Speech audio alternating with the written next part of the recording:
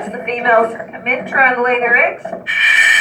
And all the little males in the area come in and try to fertilize those eggs. And so sometimes they do hybridize. And I do have a few little hybrids in here. Now out in the wild, these guys would eat small little insects, smaller fish, some plant material, and small little crustaceans like little crawfish. Today they're getting a saltwater food item called krill. And the reason why we feed out saltwater food items to freshwater fish are a couple of reasons. One, there's not really fisheries out there that collect small freshwater food items. And the other reason is, should there be a parasite or a disease or anything like that collected at the same time, for the most part, if it lives in salt water, it does not last very long in fresh water. And it works the other way around as well. If I were to take that little sunfish right there and throw him into salt water, he's not going to be very happy for very long. Now, as I go through feeding the fish, you're going to see some of the food fall to the bottom of the tank, and that's all right. I've got a cleanup crew that's going to come along when I get out, and they're going to pick up anything off the bottom. The largest member of my cleanup crew is that big blue catfish on the other side over there. You are not doing that. Go on. Now, catfish get their name because those barbels around their mouths, and those barbels actually help them find food. If you look at that catfish when she comes this way, you'll notice that she has a really small eye for being such a big fish, and it's because they don't use their eyesight to find food. Now, catfish are what's known as a bottom feeder, and they're also known as a scavenger. A scavenger simply means they eat the dead and the dying. Bottom feeder means they feed off the bottoms of the lakes and rivers. Well, if you feed along the bottoms of the lakes and rivers, there's not good visibility. And when you feed for the dead and the dying, they don't normally outrun you. So again, you don't have to have good visibility. But you do have to have a way to find your food, and that's where those barbels come in. Those barbels actually have taste buds all over. No, you're not getting fed because you're on behaving. Now you'll notice that these guys that are coming in are being just a tad bit too aggressive and being, well, pests is the nicest way to say it. These guys are my gar, and they actually know that they're supposed to wait for their food, so we're going to do a little bit of training here and remind everybody that personal space is good, especially for the diver. Now, I was talking about this pretty girl right here. That girl was caught here on property, and she weighed in at 44.5 pounds. Now, even though she doesn't appear to be all that hungry today, she is a very good eater, and she is closer to about 70 to 75 pounds or so now.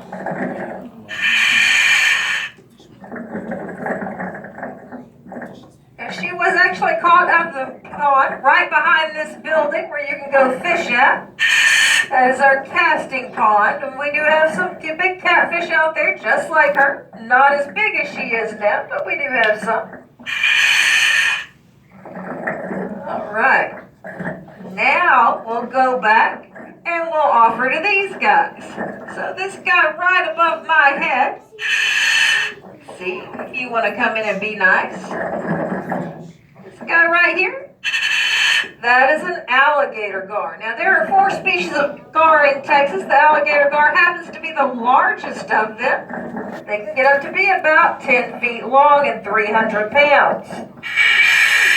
That one right there, along with my other alligator gar in here, these are 4-year-olds. They still have a lot of growing to do before they hit that 10-foot long potential. Now, I do have some larger ones on property. When you walk my outdoor exhibit chain and you go all the way to the end of that deeper area, you'll look in there. And we have 2 that are about 7 feet long and 2 that are about 5 feet long. And then those 2 guys, this one coming in right here along with the other one, have the really long noses. These are the second largest of all the gar species. These are needle nose, also known as long nose gar. And these guys get to be about 5 feet long and about 55 pounds. See if you want to come in and feed again. Now you'll notice that they eat a little bit differently than everybody else in this tank does, so they have to feed a little bit differently. They actually swim past their food and they bite over to grab it. And they have a bunch of sharp little teeth in their mouths. And so if they were to mistake that for this, it is going to hurt. So I try to be a little bit more careful when I'm feeding these guys. And then the smaller ones over there with all the spots, those are the third in the grouping. Those are spotted guards. Spotted generally only get to beat about 10 to 15 pounds or so. They generally don't get over 20 pounds. Now the smallest of the guards is the one that we do not have, and those are short-nosed guards. And the short nose have the coloration of the long nose, but a short blunt snout like those spotted, and they only get to be 6 pounds.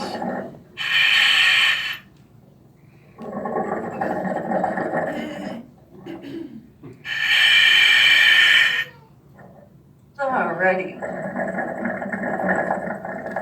What I'm going to do now is I'm going to give them one more chance to come over here and feed like they should. And then I'm going to go on and feed my live food item out to my predatory fish. Now the predatory fish, these guys only eat live, and so most of these sitting right down here in front of me, that's what they're waiting for. Now the live food item happens to be goldfish today, and you can see them in my bag right here. I'll try again. That's a good little guard.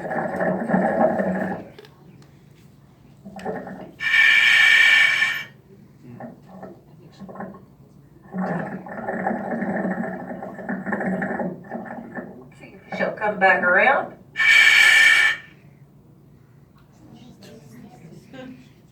One more.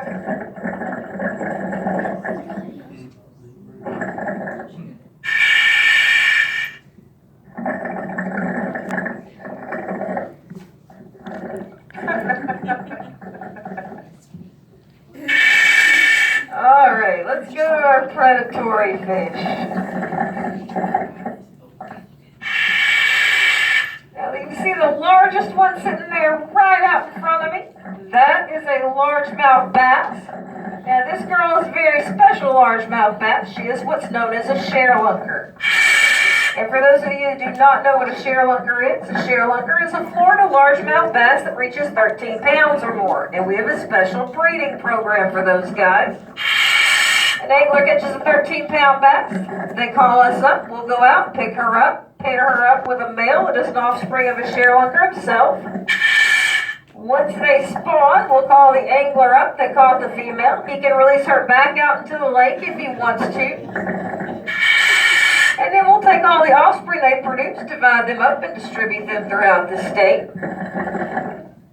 Now that girl came into our breeding program earlier this year, and she weighed in at 13.9 pounds. Now while she was in holding, before we spawned her, she gained a little bit of weight. She is now 17 pounds. Now, opposite of the largemouth happens to be a smallmouth, and my little smallmouth is right over there along that gunite wall. Now, smallmouth are not native to Texas, but we started stocking them back in the 70s to give anglers something else to fish for. They generally like a little bit cooler water than everybody else in this tank. So they're normally stocked in the central and panhandle regions of Texas in those deeper reservoirs. And then, where'd he go? I just saw him dart through here. I have the Guadalupe bass, which happens to be the state fish of Texas. Now everybody really wants to know how the state fish of Texas became the Guadalupe bass, when the largemouth bass happens to be the most popular of all the sport fish. Well, that was really easy. The Guadalupe bass comes from the Guadalupe River Basin. The Guadalupe River Basin can only be found in Texas. Therefore, the Guadalupe bass can only be found in Texas. So that's kind of how they wound up being our state fish. And then these cute little guys, they're all dark gray that are darting in and out of here, shaped like little footballs. These guys are white bass, also known as sand bass. Now these guys are members of the true bass family. There's really only one other species of true bass in Texas.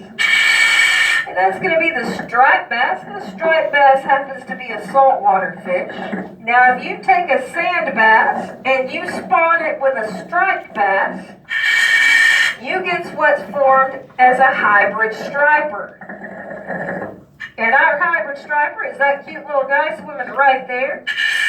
He has the same basic body shape of those sand bass, but when he turns to the side, you can see he has broken stripes on his side.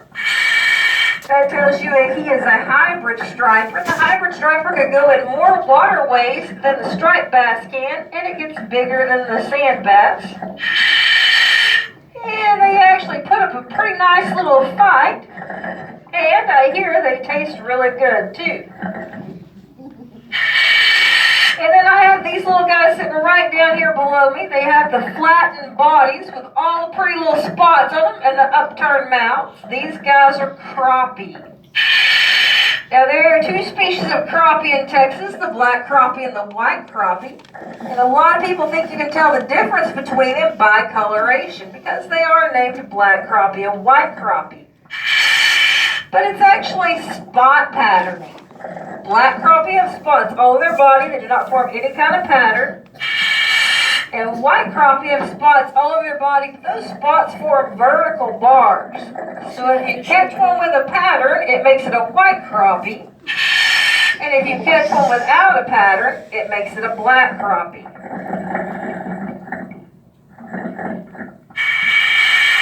And I think that about covers everybody. So if you all have any questions, feel free to ask. Anybody have any questions?